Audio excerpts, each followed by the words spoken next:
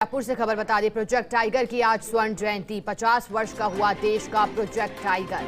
1 अप्रैल 1973 को पूर्व प्रधानमंत्री इंदिरा गांधी ने शुरू की थी बाघ परियोजना। राजस्थान के कैलाश सांखला के प्रयासों से शुरू हो पाई थी परियोजना। केंद्र सरकार जारी करेगी बाघ परियोजना पर सिक्का। 1973 में देश में बाघों की कुल संख्या थी 1827। आज देश में प्रोजेक्ट टाइगर के चलते बाघों की संख्या 3000 के पार हुई है। राजस्थान में भी पहली बार बाघों की संख्या 100 से ऊपर पहुंची है। First India news project tiger पर आयोजित करेगा खास कार्यक्रम, जिसका नाम बाघोत्सव दिया गया। जल्द घोषित की जाएगी इस खास कार्यक्रम की तिथि।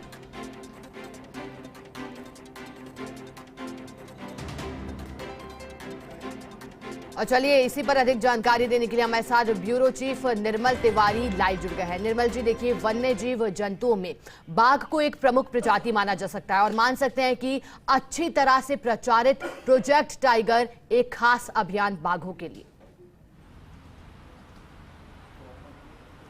बिल्कुल शिखा, देखिए कि जो एक इकोसिस्टम का जो पिरामिड है उसके एपेक्स पे अगर कोई बैठा है तो वो सबसे बड़ा प्रेडेटर है बाघ। और बाघ ऐसे लुप्त होने लगा था कि ऐसा लगने लगा था कि आने वाली पीढ़ियां बाघ को देख ही नहीं पाएंगी। लेकिन हमें धन्यवाद देना होगा पूर्व प्रधानमंत्री स्वर्गीय इंदिरा गांधी का, हमें धन्यवाद देना होगा कैलाश सांखला का, जो बाघ परियोजना के पहले निदेशक भी बने। देखिए, 1 अप्रैल 1973 को जब बाघ परियोजना शुरू की गई थी, उससे ठीक पहले स्थिति ये थी कि पूरे देश के अंदर मात्र 1827 बाघ रह गए थे। लेकिन जैसे ही बाघ परियोजना शुरू करी और आज चूंकि उसकी स्वर्ण जयंती है, 50 वर्ष हो चुके हैं, 5 दशक का लंबा सफर इसने किया है।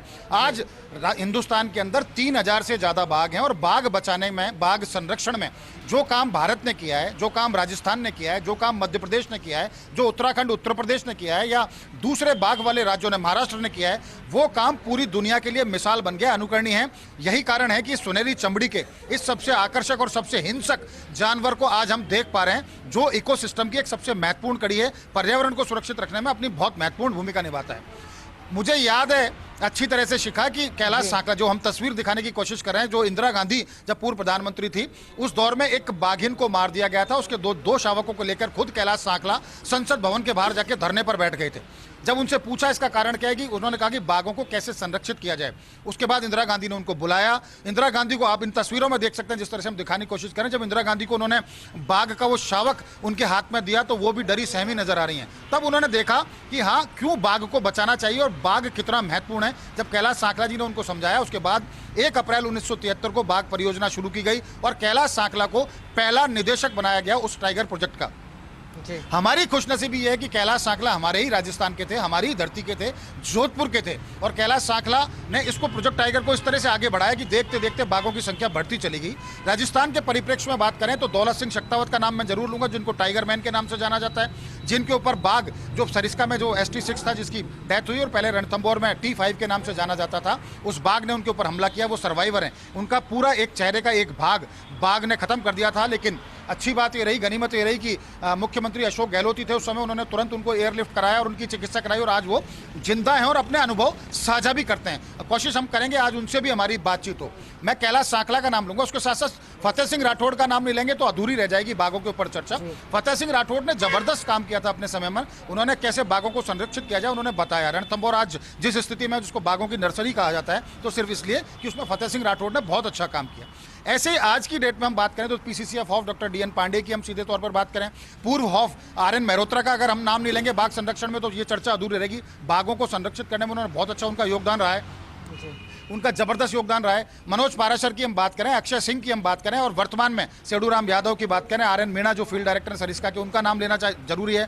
शारदा प्रताप सिंह जो SP सिंह है, जो मुकंदरा के वो हैं, उनका नाम, संजीव शर्मा की हम बात करेंगे, देवेंद्र जगावत की बात करेंगे, मोहित गुप्ता की बात करेंगे। एक लंबी फेरिस्त है। और इन सबसे बड़ा नाम जो अपना दूसरा कार्यकाल चीफ वाइल्ड लाइफ वार्डन के तौर पर कर रहे हैं, उनका नाम है अरिंदम तोमर, जो लगातार इस बात की कोशिश कर रहे हैं कि कैसे बाघों को संरक्षित किया जाए।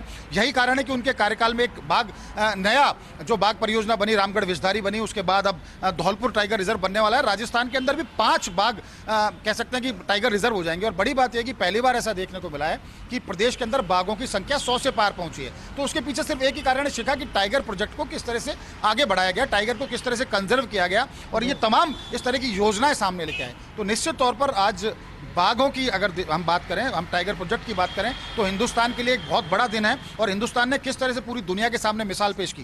कारण क्या है कि पूरी दुनिया में कहा जाता है कि करीब 3700 से 3800 बाघ है, उनमें से भी 32-3300 बाघ हिंदुस्तान में, यानी 70% से ज़्यादा बाघों की आबादी वाइल्ड में वो हमारे देश में, हिंदुस्तान में। इस पर हमको गर्व करना चाहिए और हमने दुनिया को बताया कि बाघों को संरक्षण करना, उनको संरक्षित करना क्यों जरूरी है। तो ये तमाम प्रक्रियाएं अपनाई गई, इसमें एक एक छोटे से लेकर बड़े तक का सबका इसमें योगदान है। अगर मैं वाल्मीकि थापर की बात नहीं करूंगा तो अच्छा नहीं लगेगा, उन्होंने बहुत अच्छा बाघ संरक्षण के अंदर काम किया। मैं जयसल सिंह की बात नहीं करूंगा तो ये भी ठीक नहीं होगा, जयसल सिंह ने जबरदस्त बाघ संरक्षण की दिशा में काम किया। बालेंदु सिंह की बात करूं, धर्मेंद्र खांडल की बात करूं, कुछ नाम जयपुर से भी जुड़े हुए हैं।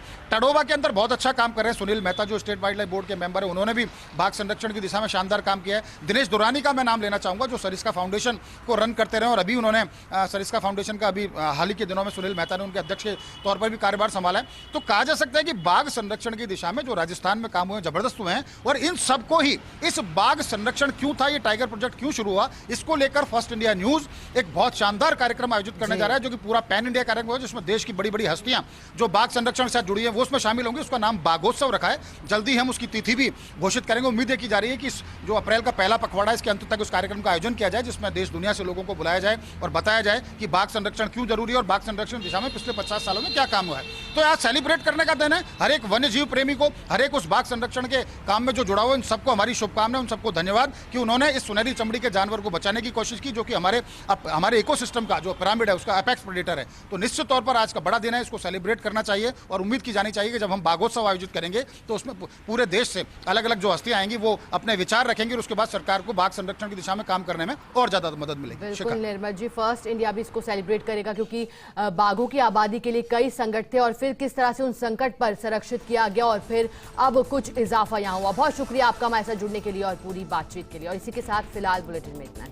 आप बने रहिए हमारे साथ और देखते रहिए फर्स्ट इंडिया न्यूज।